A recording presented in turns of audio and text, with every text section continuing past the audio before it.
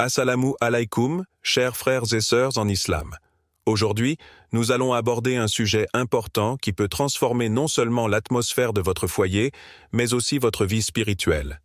Avez-vous déjà ressenti que, malgré vos prières, il semble qu'une barrière empêche les bénédictions d'Allah d'atteindre pleinement votre maison? Peut-être y a-t-il des énergies négatives, des tensions qui perturbent la paix que vous désirez tant? Si vous avez remarqué des disputes constantes, de la fatigue inexpliquée ou même des difficultés financières, sachez qu'il y a peut-être une cause cachée. Aujourd'hui, je vais partager avec vous 3 objets spécifiques qui, selon la sagesse islamique, doivent être éliminés de votre maison immédiatement pour permettre à la lumière et aux bénédictions d'Allah de circuler librement dans votre foyer. Avant de commencer, je vous invite à écrire dans les commentaires « Purification » pour montrer que vous êtes prêt à accueillir cette sagesse. Cela permettra aussi de faire connaître ce message à d'autres qui en ont besoin. Le premier objet, les idoles ou statuettes. Le prophète Muhammad, paix et bénédiction soient sur lui, nous a clairement mis en garde contre la présence des idoles ou des statuettes dans nos vies. En islam, ces objets ne sont pas de simples décorations ou souvenirs de voyage. Ils portent en eux un poids spirituel immense, souvent sous-estimé, qui peut affecter notre bien-être spirituel et émotionnel.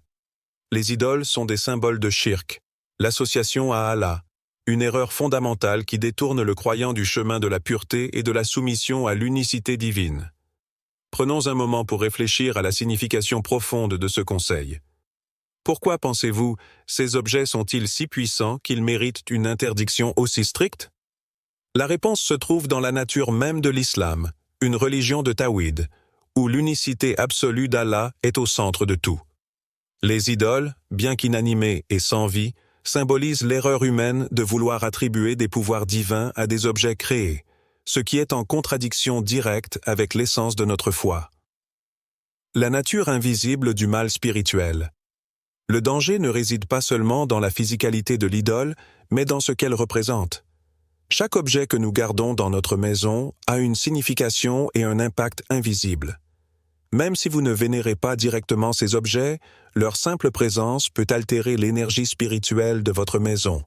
Cela peut sembler ésotérique, mais en réalité, tout dans ce monde, y compris les objets physiques, influence l'atmosphère spirituelle. Comme Allah l'a dit, éloignez-vous des souillures des idoles et évitez les faux témoignages. Sourate Al-Hajj, 22h30. Interpellation personnelle, êtes-vous vraiment libre? Pensez un instant à la signification de ce verset. L'éloignement des idoles n'est pas simplement physique. Il symbolise également un éloignement mental et émotionnel de tout ce qui pourrait détourner notre cœur d'Allah. Le croyant sincère ne tolère aucune forme d'idolâtrie, même dans la décoration de sa maison, car il comprend la subtilité avec laquelle ces objets peuvent infiltrer son esprit. Avez-vous chez vous des objets qui pourraient, sans le savoir, attirer ces énergies négatives? Est-ce que ces objets, bien qu'apparemment inoffensifs, peuvent bloquer les bénédictions d'Allah de circuler librement dans votre vie? L'énergie spirituelle bloquée. Il est important de comprendre que l'énergie spirituelle qui circule dans votre maison peut être entravée par des objets qui ne respectent pas la pureté de la foi islamique. Le prophète Muhammad, paix et bénédiction soient sur lui, a mis en garde contre les statues et les idoles parce qu'elles peuvent devenir des symboles silencieux de distraction. Tout comme les pratiques de shirk peuvent détourner un croyant de sa relation avec Allah, ces objets peuvent subtilement attirer des énergies spirituelles néfastes dans votre espace de vie. Peut-être avez-vous remarqué des tensions inhabituelles dans votre maison, une fatigue persistante ou des disputes constantes.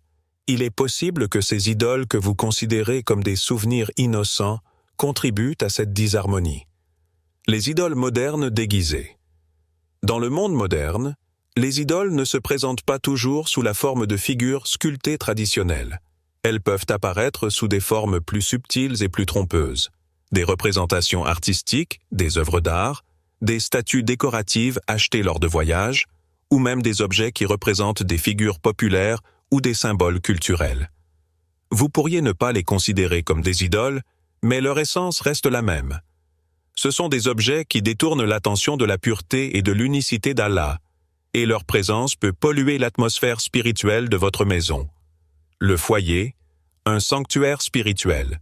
Votre maison doit être un lieu de repos, un sanctuaire spirituel, où vous et votre famille pouvez vous connecter avec Allah. Chaque pièce, chaque objet dans cette maison doit contribuer à cette atmosphère de paix, de lumière et de bénédiction.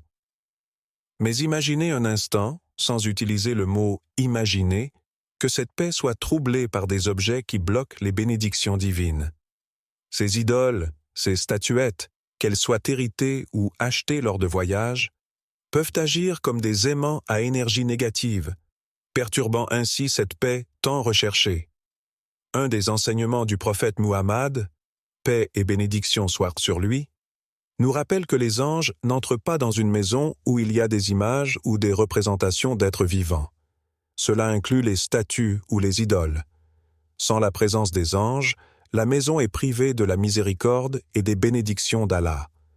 Voulez-vous vraiment risquer cela pour une décoration ou un souvenir? Des témoignages de transformation. De nombreux croyants ont partagé leurs expériences après avoir retiré ces objets de leur maison. Certains ont rapporté des changements radicaux dans l'atmosphère de leur foyer, des disputes qui se sont calmées, des maladies qui se sont atténuées, une paix intérieure retrouvée. Ces transformations ne sont pas simplement le fruit du hasard. Elles sont la preuve que lorsque vous purifiez votre espace des objets interdits, vous permettez à la lumière d'Allah de pénétrer pleinement dans votre vie. Il est temps de prendre un moment pour réfléchir à ce que ces objets peuvent représenter et à l'impact qu'ils peuvent avoir sur vous et votre famille. Si vous avez encore des doutes, pensez à l'exemple de ceux qui, avant vous, ont fait le choix de purifier leur maison. Les effets positifs de ces choix peuvent vous surprendre, mais ils sont une réalité spirituelle indéniable. Prendre des mesures. Que faire maintenant? La question que vous devez vous poser est simple. Êtes-vous prêt à prendre des mesures pour libérer votre maison de ces influences? Que faire si vous avez des idoles ou des statuettes chez vous? Le prophète Muhammad, paix et bénédiction soient sur lui, nous a conseillé de les retirer immédiatement.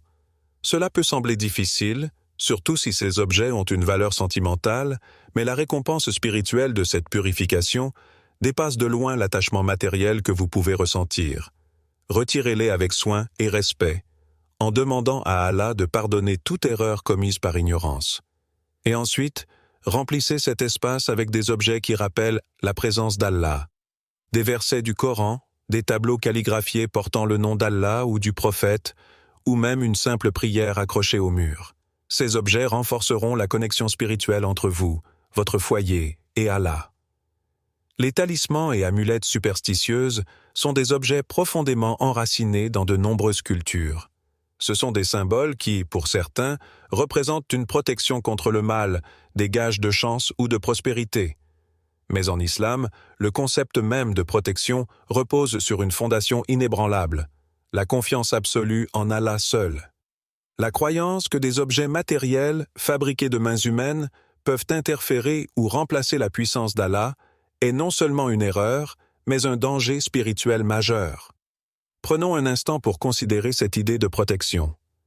Dans nos moments de vulnérabilité, lorsque nous ressentons de l'incertitude ou de l'angoisse, il est naturel de chercher une forme de réconfort, un moyen de se rassurer. Pour certains, cela se traduit par des objets auxquels ils attribuent un pouvoir protecteur, des amulettes, des talismans, des porte-bonheur hérités de leurs ancêtres ou transmis par tradition.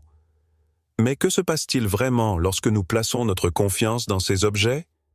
Nous risquons de compromettre la pureté de notre foi, car nous déplaçons subtilement notre reliance d'Allah vers des objets qui, en vérité, n'ont aucun pouvoir. Un appel à la conscience spirituelle. Chaque musulman est appelé à cultiver une conscience spirituelle aiguisée. Cette conscience repose sur une compréhension claire et inébranlable de l'unicité d'Allah, Tawhid. Rien, absolument rien dans ce monde créé ne peut rivaliser ou remplacer l'autorité d'Allah. Lorsque nous introduisons des talismans ou des amulettes dans nos vies, nous engageons une forme subtile de shirk, association, qui consiste à attribuer à des objets un pouvoir qu'ils ne possèdent pas. Le prophète Muhammad, paix et bénédiction soient sur lui, a été très clair à ce sujet. Celui qui porte un talisman a commis une forme d'association. Hadith rapporté par Ahmad. Cela signifie que même si nous ne vénérons pas directement ces objets, le simple fait de leur attribuer un pouvoir nous détourne de la voie de la pureté spirituelle. La tentation d'utiliser ces objets réside souvent dans notre désir de contrôle. Nous voulons nous sentir en sécurité, protégés, et nous pensons que ces objets peuvent offrir cette garantie. Mais en vérité, ce sentiment de sécurité est une illusion. Le prophète, paix et bénédiction soient sur lui, nous a rappelé à maintes reprises que seule la confiance en Allah peut nous apporter la paix véritable. Un transfert de pouvoir dangereux. La question que nous devons nous poser est la suivante. D'où vient réellement notre protection? Est-ce que nous plaçons notre foi dans des objets matériels ou dans la puissance d'Allah? Chaque fois que nous portons une amulette ou que nous plaçons un talisman dans notre maison, nous engageons un transfert de pouvoir subtil mais dangereux. Nous commençons à attribuer à ces objets une influence sur notre vie, oubliant que la seule véritable protection vient d'Allah. Ce transfert de pouvoir affaiblit notre relation avec Allah et introduit des éléments étrangers dans notre foi. Un exemple frappant de cette dérive est la croyance en l'œil protecteur, une amulette que beaucoup considèrent comme une protection contre le mauvais œil. Bien que cette pratique soit courante dans plusieurs cultures musulmanes, elle va à l'encontre des enseignements de l'islam. En portant cet œil protecteur, ou en l'accrochant dans nos maisons, nous affirmons implicitement que cet objet peut nous protéger du mal, ce qui constitue une grave erreur spirituelle. La protection contre le mal, le mauvais œil ou tout autre danger ne peut venir que d'Allah. Les talismans n'ont aucune place dans la vie d'un croyant, car ils diluent notre foi et brouillent notre relation avec notre Créateur. La superstition, une fausse sécurité. La superstition est l'un des pièges les plus subtils dans lesquels un croyant peut tomber. Elle se présente sous une forme innocente, souvent déguisée en tradition ou en culture, mais elle contient un poison spirituel. Nous avons tendance à croire que les objets physiques peuvent manipuler les forces invisibles qui régissent le monde. Ces croyances superstitieuses peuvent se manifester de manière innocente. Porter un bijou particulier pour attirer la chance, accrocher une amulette pour éloigner les esprits malveillants, ou même posséder des objets que l'on nous a conseillés pour attirer la prospérité. Mais en réalité, chaque fois que nous nous tournons vers ces objets pour obtenir protection ou faveur, nous trahissons notre confiance en Allah. Il est important de souligner que la superstition, même si elle semble inoffensive, est une forme de shirk caché. Le shirk est la plus grande injustice spirituelle, car il consiste à associer à Allah d'autres sources de pouvoir, d'autres entités ou objets qui pourraient partager son autorité. Même si nous n'en avons pas conscience, chaque fois que nous plaçons notre foi dans un talisman ou une amulette, nous commettons une infraction grave contre l'essence de notre foi. Un rappel constant. Allah est suffisant. Chers frères et sœurs, il est crucial de se rappeler que la seule protection dont nous avons besoin est celle d'Allah. Allah est Al-Hafid, le protecteur, et il est capable de nous protéger contre tous les maux, visibles ou invisibles. Dans le Coran, Allah nous rappelle « Et place ta confiance en Allah.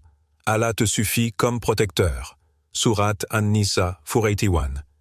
Cette promesse est plus puissante que tout talisman ou amulette que vous pourriez posséder. Lorsque nous comprenons cela profondément, nous n'avons plus besoin de chercher des protections supplémentaires. Notre cœur trouve la paix en sachant qu'Allah veille sur nous. Il est aussi important de réaliser que ces amulettes, bien que matérielles, peuvent avoir des répercussions profondes sur notre foi et sur l'atmosphère spirituelle de notre foyer. De nombreux témoignages de croyants montrent que, lorsqu'ils se sont débarrassés de ces objets superstitieux, leur relation avec Allah s'est approfondie. Leur cœur est devenu plus apaisé, et leur confiance en la protection divine s'est renforcée. Cela est dû au fait qu'en se libérant de ces objets, ils ont redonné à Allah la place qui lui revient en tant que seul et unique protecteur. Éliminez les amulettes de votre maison. Si vous avez chez vous des talismans ou des amulettes superstitieuses, il est essentiel de les éliminer immédiatement. Ce n'est pas seulement un acte de purification physique, mais une action symbolique qui montre à Allah que vous mettez toute votre confiance en lui. Prenez le temps de fouiller votre maison, de retirer ces objets et de les détruire. Une simple élimination ne suffit pas, car ces objets peuvent encore transporter avec eux des croyances nuisibles. Le prophète, paix et bénédiction soient sur lui, nous enseigne que ces objets doivent être détruits pour empêcher toute influence future.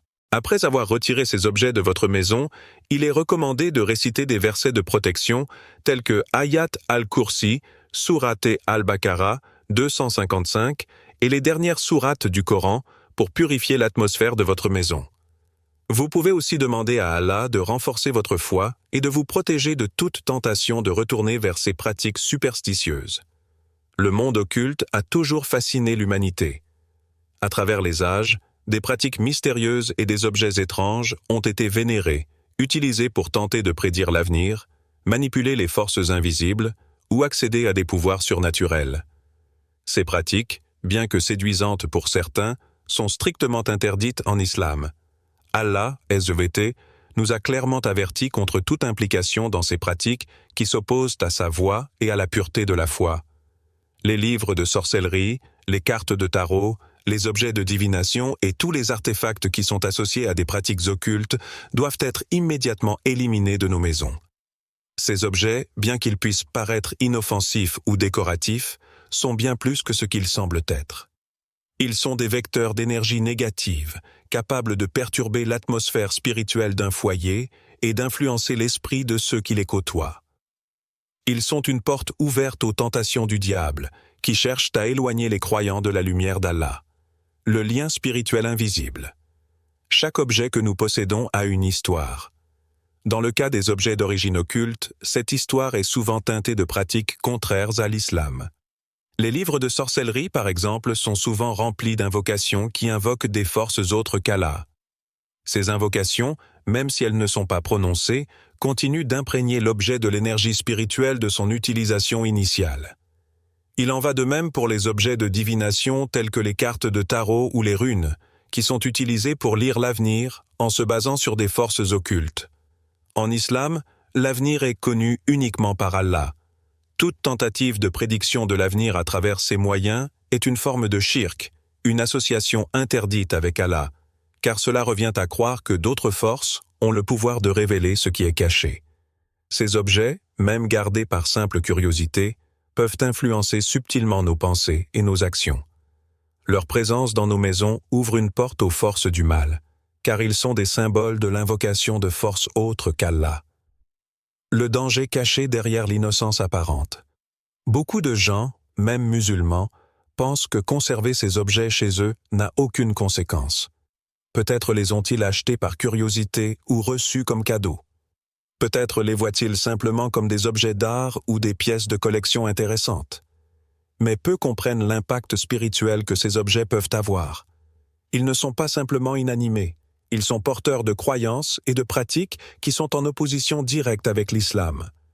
Leur présence dans votre maison peut affecter l'énergie spirituelle de l'environnement, introduisant des sentiments d'anxiété, de confusion ou même de peur. Prenons un exemple concret. Une personne pourrait posséder un livre de sorcellerie simplement parce qu'elle s'intéresse à l'histoire ou aux légendes anciennes. Peut-être n'a-t-elle jamais ouvert ce livre pour l'utiliser, mais sa simple présence dans la maison suffit à attirer des énergies nuisibles. Le prophète Muhammad, paix et bénédiction soient sur lui, nous a enseigné que même les objets peuvent transporter une essence spirituelle. Lorsque vous avez des objets associés à des pratiques occultes dans votre maison, vous introduisez cette essence dans votre foyer. Le Coran nous avertit contre ceux qui se laissent distraire par ces pratiques.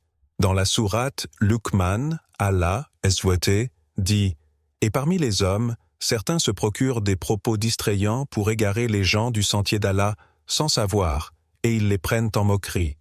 Ceux-là subiront un châtiment humiliant. » Sourate Luqman, 13-6 Iunu, Saz. Ce verset met en garde contre les distractions qui nous éloignent du chemin droit. Les objets occultes, même s'ils semblent inoffensifs, font partie de ces distractions, car ils nous détournent de la reliance à Allah. L'occultisme, une trahison de la foi. Le monde occulte est souvent perçu comme un domaine de pouvoir et de connaissance, mais en réalité, il n'est rien d'autre qu'une illusion créée par le diable pour égarer les âmes. La sorcellerie, la divination et toutes les formes de magie sont des outils utilisés pour détourner les gens du vrai pouvoir, celui d'Allah. Dans le Coran, Allah nous met en garde contre le danger de la magie. Ils apprennent de ces deux-là ce qui sème la désunion entre l'homme et son épouse. Or, ils ne peuvent nuire à personne qu'avec la permission d'Allah. Sourate Al-Baqarah 202. Ce verset nous rappelle que même la sorcellerie, aussi puissante qu'elle puisse paraître, ne peut avoir d'effet sans la permission d'Allah. Mais pourquoi ouvrir une porte à ces influences en conservant de tels objets chez soi? Le simple fait de posséder ces objets dans votre maison témoigne d'une méfiance envers la protection divine. Pourquoi conserveriez-vous un livre de sorcellerie, des cartes de tarot ou tout autre objet lié à l'occultisme si vous croyez pleinement en la protection d'Allah? Ces objets, par leur nature même, vont à l'encontre de la foi islamique. Ils témoignent d'une foi divisée, d'un cœur qui n'est pas entièrement soumis à Allah. C'est pourquoi il est crucial de les éliminer. Les conséquences invisibles de leur présence. Vous pourriez ne pas être conscient de l'impact immédiat de ces objets sur votre vie, mais avec le temps, leur influence peut se faire sentir. De nombreuses personnes ont rapporté des expériences négatives après avoir gardé des objets occultes dans leur maison. Des disputes soudaines, des sentiments d'oppression, des cauchemars récurrents, et même des maladies inexplicables ont été associés à la présence d'objets liés à des pratiques occultes. Ces objets agissent comme des aimants à énergie négative, attirant des forces invisibles qui perturbent la paix et l'harmonie spirituelle de votre maison. De plus, il est important de se rappeler que les forces occultes cherchent constamment des points d'entrée dans nos vies. En conservant des objets associés à ces pratiques, vous leur offrez une invitation silencieuse. Même si vous ne pratiquez pas directement la sorcellerie ou la divination, ces objets créent une connexion avec ces forces qui peuvent interférer dans votre vie quotidienne. Comment purifier votre maison des objets occultes? La première étape pour restaurer la pureté spirituelle de votre maison est de vous débarrasser de tous les objets qui sont liés à des pratiques occultes. Il ne suffit pas de les mettre de côté ou de les ignorer. Ils doivent être éliminés définitivement. Prenez le temps de faire le tour de votre maison et identifiez tous les objets qui pourraient entrer dans cette catégorie. Livres, cartes, amulettes ou toute autre chose qui a un lien avec l'occultisme. Une fois que vous les avez identifiés, la meilleure manière de s'en débarrasser est de les détruire. Brûlez les livres, cassez les objets et assurez-vous qu'ils ne peuvent plus être utilisés. Après avoir retiré ces objets, il est essentiel de purifier votre maison avec des prières telles que la récitation d'Ayat al-Kursi, Sourate Al-Baqarah 255 et les dernières sourates du Coran. Ces prières aideront à rétablir la paix spirituelle dans votre foyer et à chasser toute énergie négative qui pourrait subsister après l'élimination de ces objets. Chers frères et sœurs, il est temps de purifier nos maisons pour permettre à la lumière d'Allah de remplir nos vies. En retirant ces 3 objets, non seulement vous libérerez votre foyer des influences négatives, mais vous ouvrirez également la voie à de nouvelles bénédictions et à une harmonie renouvelée. Pour purifier votre maison après avoir éliminé ces objets, je vous conseille de réciter des versets du Coran tels que Ayat al-Kursi, d'asperger de l'eau bénite dans chaque pièce, et de renouveler votre intention de faire de votre maison un sanctuaire pour la foi. Écrivez « Purification » dans les commentaires si vous êtes prêt à franchir ce pas. Qu'Allah bénisse votre maison, la remplisse de lumière et de paix, et vous accorde la protection contre toutes les influences négatives.